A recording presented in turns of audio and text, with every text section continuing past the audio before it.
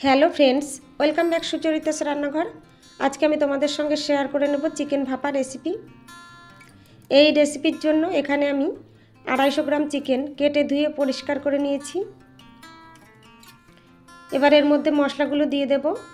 দিয়ে দিলাম দেখো, হাফ চা চামচ ধনিয়া জিরে বাটা, হাফ চা চামচ আদা বাটা, হাফ চা চামচ রসুন বাটা, হাফ চা চামচ শুকনো লঙ্কা বাটা, দুটো মিডিয়াম সাইজের পেঁয়াজ কুচি, অর্ধেকটা টমেটো কুচি, একটা আলু 4 টুকরো করে দিয়ে দিলাম, হাফ চা চামচের থেকে একটু কম গরম মশলা বাটা দিয়ে দিলাম দুটো কাঁচা লঙ্কা চেরা, স্বাদ মতো লবণ দিয়ে দিলাম, আর দিয়ে দিলাম দেখো পরিমাণ মতো হলুদ গুঁড়ো।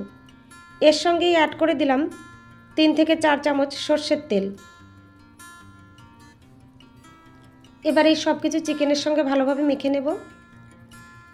মশলাটা চিকেনের সঙ্গে আমি ভালোভাবে মেখে নিয়েছি। এদিকে দেখো একটা টিফিন বাটি নিয়ে নিয়েছি, এর মধ্যেই একটু সর্ষের তেল মেখে নিলাম। ম্যারিনেট করা চিকেনটা এই টিফিন বাটির মধ্যে নামিয়ে নিলাম। আমার এই রেসিপিটা যদি তোমাদের ভালো লাগে বন্ধুরা, তাহলে লাইক কমেন্ট শেয়ার করো, আর নতুন বন্ধুদের কাছে আমার চ্যানেলটা সাবস্ক্রাইব করার অনুরোধ রইল। চিকেনটা আমি টিফিন বাটিতে নামিয়ে নিয়েছি। এবার এই চিকেনের ওপর দিয়ে আরও একটু সর্ষের তেল আমি দিয়ে দিলাম। সর্ষের তেলটা দিয়ে একটু নাড়িয়ে নিলাম দেখো। এবার ঢাকনা দিয়ে ঢেকে দিলাম।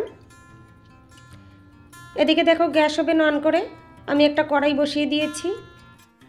কড়াইয়ের মধ্যে একটা স্ট্যান্ড বসিয়ে দিয়ে এর মধ্যেই দিয়ে দিলাম বেশ খানিকটা জল।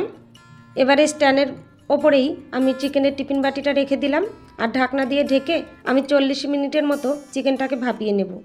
40 মিনিট পর দেখো আমি টিফিন বাটিটাকে তুলে নিয়েছি। চিকেনটা আমার এইরকম হয়েছে। চিকেন ভাপা রেসিপি আমার একদম রেডি হয়ে গেছে। কালারটাও দেখো বন্ধুরা কত সুন্দর হয়েছে।